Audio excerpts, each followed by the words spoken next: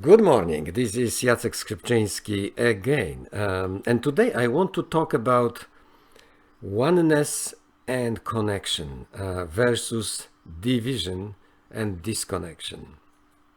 And it's quite a popular subject now with all sorts of equity, diversity and inclusion programs in different countries and in different companies. But we had a discussion here to try to get deeper into what's going on here. So here is our conclusions. First of all, whether we want it or not, we are biologically driven animals, basically mammals.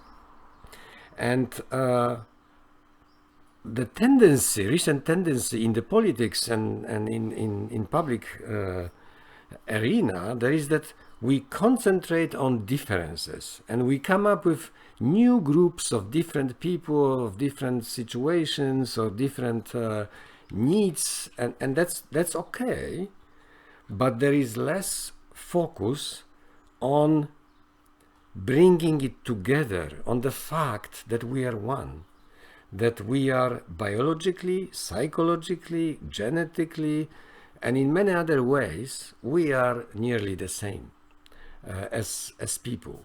So if we have, and we have the same problems. We have problems of survival, we have problems of career, we have problems of family, we have problems of our personal growth, and so on.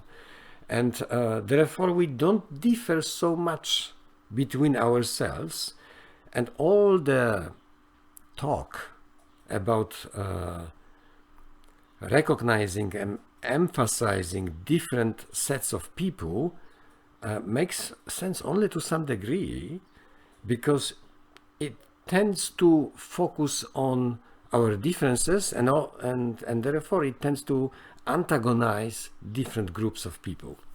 And we even antagonize ourselves from others by stereotyping them. And stereotyping is putting some limitations on our perception of people, of other people. And of course, we can stereotype ourselves too.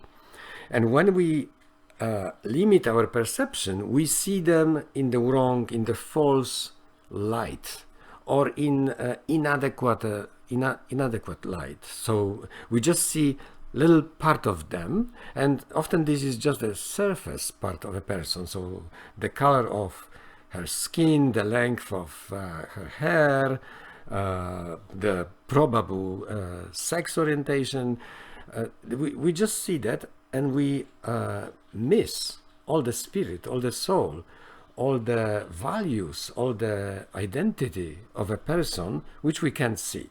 So the culture today is like, okay, we see someone on Tinder or on TV or someone else, and we immediately judge it. And we know that judge is actually the biggest saboteur of people, of any person. So if we judge, we automatically limit our view of the person or a situation to a very narrow view. And from that narrow point of view, we have blocks and limit the potential of our collaboration with that people, the potential to be creative together, the potential to open our perspectives and our mind, because here we're of course talking about our mind, to all that is possible, and we limit ourselves, and that basically comes from fear. The trigger here is fear. So we are afraid of a person. In some way, we don't even know this, but we judge them as somehow unfit to whatever we want to do with them. So, for example, there was quite a lot of research on how policemen decide to detain some people. And it was found that mostly, to a large degree, unproportional to the normal statistics of the society, they were detaining black men and black tall men as if they were dangerous. as if they were more dangerous than any other type of people, which is not true, of course. So that was a stereotype the policeman had towards black people, and this stereotype you hear about this. This is not gone yet from our minds. So, and for example, when you see a little girl, you think she's completely innocent. So in some movies you could see how people who are real criminals, they are very, very different from our expectation. I remember some good film of Clint Eastwood, where he played this grandfather who was smuggling some different things and driving to different places and getting paid a lot for this, which was of course clear criminal, but nobody suspected that it's him, this old guy, you know. He was like 90 years old guy, and he was smuggling narcotics or something. And finally they realized it was him, but it was quite late in the game. So we tend to mislabel people. First of all, we label people, and second of all, we mislabel or we false label people, concentrating on things or criteria that are mathematically false or are not useful. So for example, we are emphasizing some sets of skills, some sets of characteristics about the person, completely missing other values, other talents, other potentials that these people hold. And therefore, this is very typical in hiring. I work with companies and I work with HR. People and the companies tend to hire people who are similar to them, because the stereotype is these people are like us, it will be good to work together and it will be so effective. Not true. We need diversity and we need different kinds of people, because our clients come from many different groups of people, and therefore we need to be much more creative than that, than just being in one set. So what the tendency is still to think I am within the best set, and other sets of people, other tribes, other kinds of people are not as good as me, of course. And this is of course the ego.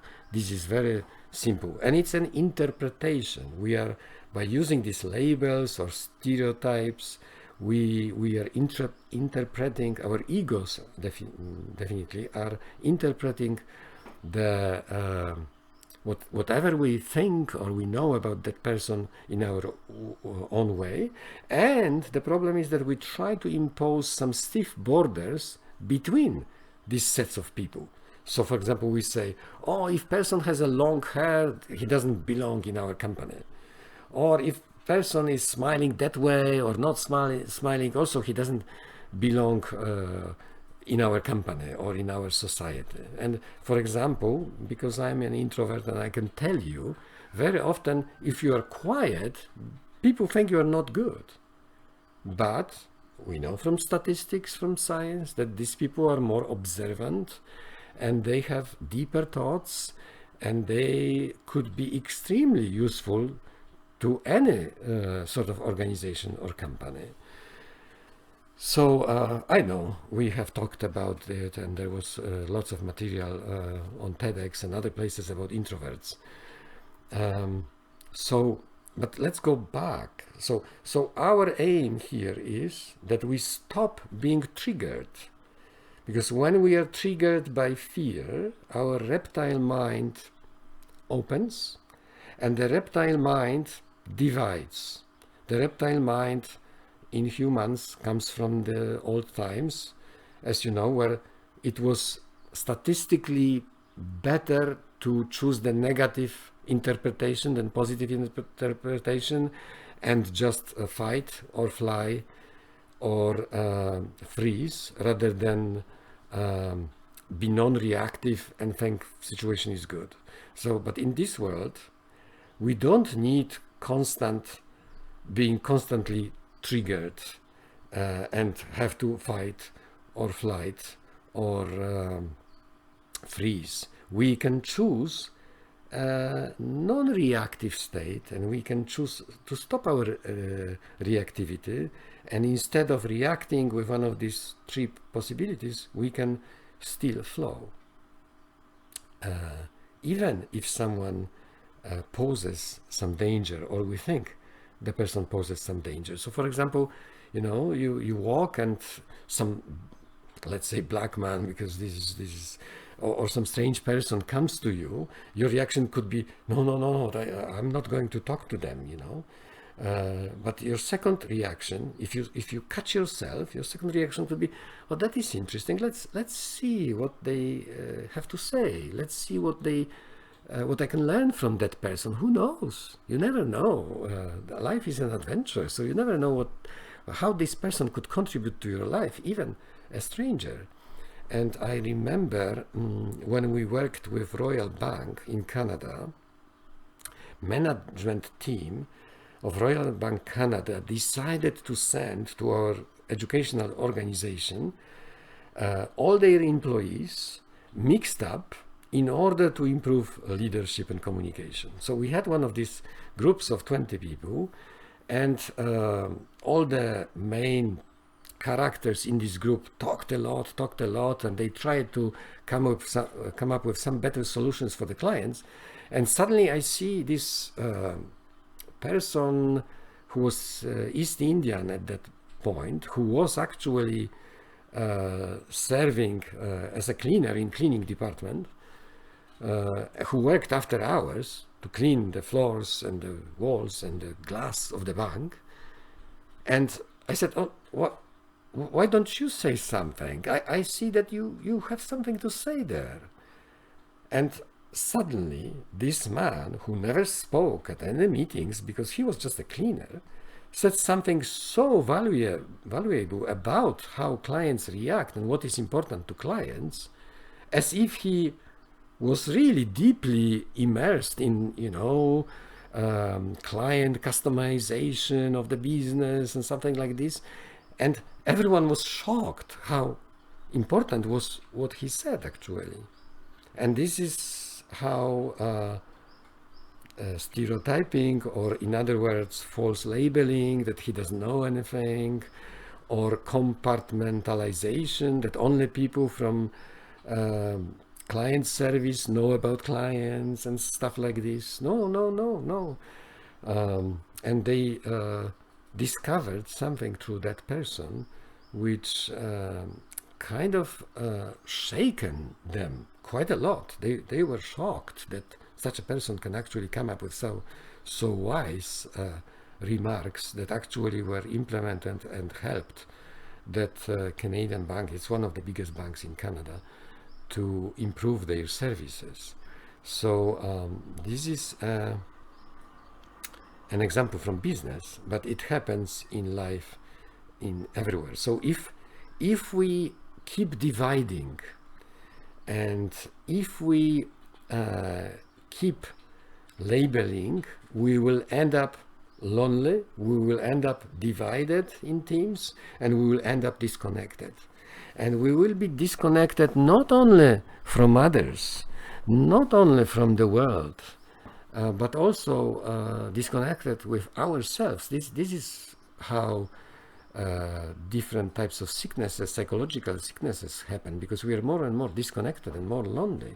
So disconnected from your own body, disconnected from your own emotions, and disconnected from your soul, basically. And this will be a topic of another one of those podcasts, but I'm just opening another box here, a box of disconnection with yourself.